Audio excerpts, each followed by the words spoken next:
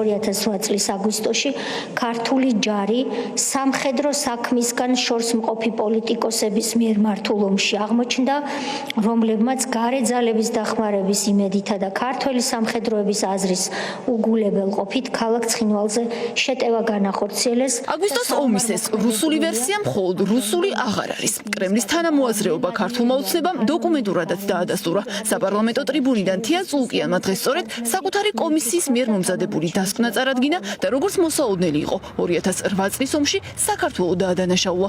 ბადებიც კი დააზუსტეს. ოცნება ამტკიცებს, რომ ომისთვის მზადება მიხეილ სააკაშვილმა ჯერ კიდევ 2004 წელს დაიწყო. მიხეილ სააკაშვილს კონკრეტული გარე ძალების იმედი უნდა ჰქონოდა, რის გამოც 2004 წლიდან მიზან მიმართულად მიჰყავდა ქვეყანა დაპირისპირებისა და ოკუპირებულ ტერიტორიებზე ვითარების კიდევ მეტად დამძიმებისკენ. ნაციონალური მოძრაობის ხელისუფლებამ სულ ცოტა 2008 წლის ივლისის ბოლოდან იცოდა, რომ კონფლიქტის ზონაში დაძაბულობა უმაღლეს ნიშნულზე იყო, რასაკვირველია, მან საკუთარი გეგმების შესახებაც ყველაზე უკეთ უწყოდა, მაგრამ არავითარი ზომა არ მიიღო იმისთვის, რომ მშვიდობიანი მოსახლეობა საომარი არეალიდან დროულად გამოეყვანა. არც მხოლოდ მთავარსარდალიას ამისნებ მიხეილ სააკაშვილის გარდა ოცნება აგვისტოს ომის დამნაშავეებად გამოცხადებას სავარაუდოდ კიდევ ორ ყოფილ მაღალჩინოსნას უპირებს. წულკიანმა ვანო მერაბიშვილი და დავით კეზერაშვილი ახსენა, რა იქნება მომდევნო ნაბიჯი. ოცნებაში არ მალავენ, რომ მიზანი სამართლებრივი დევნის ამოწყებაა. ამბობენ, რომ დასკვნით ახლა პროკურატურა უნდა დაინტერესდეს. აგერდებს მოხსენება და ეს მოხსენება ჩემი აზრით უნდა გადაეცეს პროკურატურას. მე ვფიქრობ, რომ პერსპექტივა იმისა, რომ სააკაშვილმა პასუხი აქვს, მათ შორის აი ამ დანაშაულზე არსებობს. აპირებთ, რომ განათლების მიმართულებითაც გადახედოთ სახელმძღვანელოებს და იქაც ასეთი შინაარსით ჩაწეროთ აგვისტოს ომზე. როგორც ვიცით, თქვენ გაქვთ ამ მიმართულებით პარტიაში პასუხისმგებლობა აღებული. ეს კითხვაც წულკიანის მოხსენების შემდეგ გაჩნდა, რომელიც როგორც ჩანს, მხოლოდ პოლიტიკური და სამართლებრივი მიზნების მიღწევით არ კმაყოფილდება და საკუთარი დასკვნის გამოყენებით ახლა პირდაპირ ისტორიის გადაწერას ითხოვს. წულკიანმა თქვა, რომ ეს დოკუმენტი ისტორიის სასკოლო სახელმძღვანელოებში უნდა შეიტანონ, მანამდე კი თავად დასკვნას წიგნად გამოიცემა და პარტნიორებისთვის ინგლისურ ენაზე გადაითარგმნება.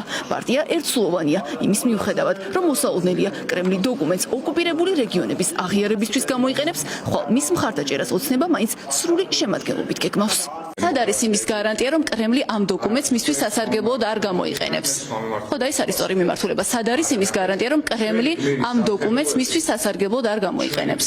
სამხედროები გაწირეს, მიატოვეს ბრძოლის ველზე. ჩვენი მშვიდობიანი ხარი თუ არსებობს ამის გარანტია? მე სხვა რამეს გვასწავლთ, თქვენ სხვა რამეს მეგეთ. ამ დოკუმენტში წერია და თქვენ მას მხარს უჭერთ, რომ საქართველოს დაიწყო 2008 წლის ომი. ეს რეზოლუციით სწორედ ნაცემმა დააბრალეს საკუთარი ჯავს ომის და თქვენ ახლა ამას აკეთებთ, ასე გამოდის. ნაცემმა გააკეთეს ეს.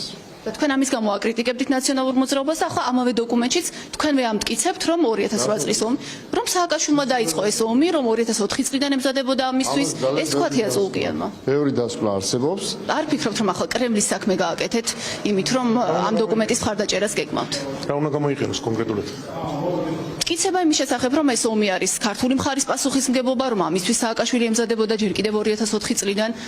ეს არ არის კრემლისთვის სასარგებლო ნარატივები? ეგ არის ევროკავშირის რეზოლუციაში, რომელიც სტალინმა გააკეთა და იქ ჩვენ ახლა აკრიტიკებდით ამ რეზოლუციას და ამ დროს თქვენ თავადვე წერთ ამ დოკუმენტში, რომ ომი დაიწყო საქართველოს.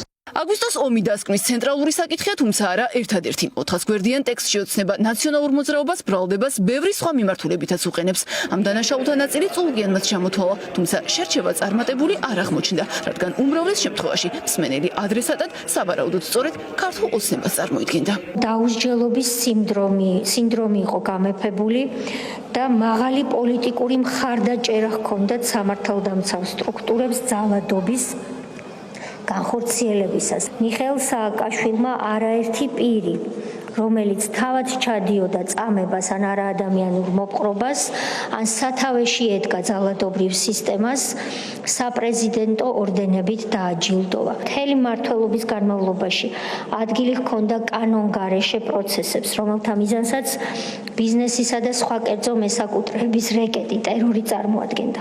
ხელისუფლებაში მოსვლისთანავე სხვადასხვა მეთოდით დაიწყო მედიის თავისუფლების უსაფუძვლო შეზღუდვა, საუბარია ინდივიდუალურ აქტუალური კონკრეტული ჟურნალისტების მიმართ განხორციელებული ძალადობის ფაქტებზე.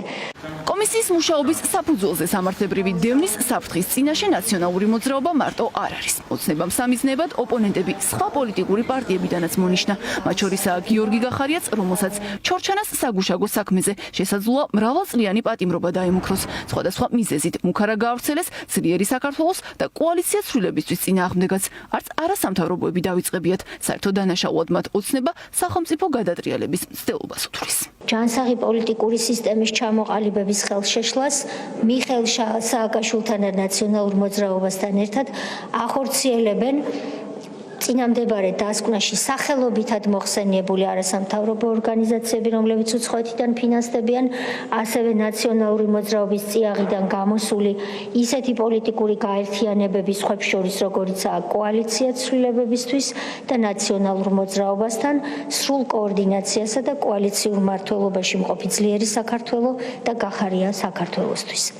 არადა სწორედ სულუგიანის კომისიაზე გამოუცხადებლობის საბაბით ოპოზიციური პარტიების არაერთი ლიდერი უკვე საპატიმროშია. პროკურატურამ არასამთავრობო ორგანიზაციების ლიდერების დაბარებაც დაიწყო. მაშინ რა რჩება ამოცანად? ოცნებაში ამბობენ, რომ მთავარი ჯერ კიდევ წინ არის. საქმეში საკონსტიტუციო სასამართლო უნდა ჩაერთოს, რომლისგანაც პარტია სწორედ ამ დასკვნაზე დაყრდნობით ოპოზიციის აკრძალვას ითხოვს.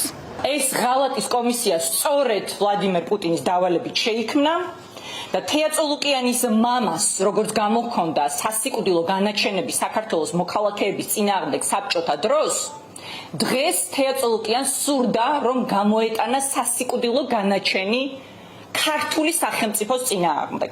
მაშინ როცა შენ საკუთარ სახელმწიფო, საკუთარ ქვეყანას აბრალებ ომის დაწყებას, შესაძლებელია შეუქცევადი პროცესი დაიწყოს ამ რეგიონების, ჩვენი ოკუპირებული ტერიტორიების აღიარების თვალსაზრისით და სრულად მოიშალოს ის არაღიარების წარმატებული პოლიტიკა, რომელიც წლების განმავლობაში განახორციელეს. ეს არის ჩვეულებრივი სამშობლოს ეროვნული ინტერესების ღალატის პოლიტიკა. ერთპარტიული პარლამენტის შენობაში კომისიის დასკვნაზე კენჭისყრა ხვალ გაიმართება. პარტიების აკრძალვის მოთხოვნით კი საკონსტიტუციო სასამართლოს ქართული ოცნება სავარაუდოდ 4 ოქტომბრის შემდეგ მიმართავს.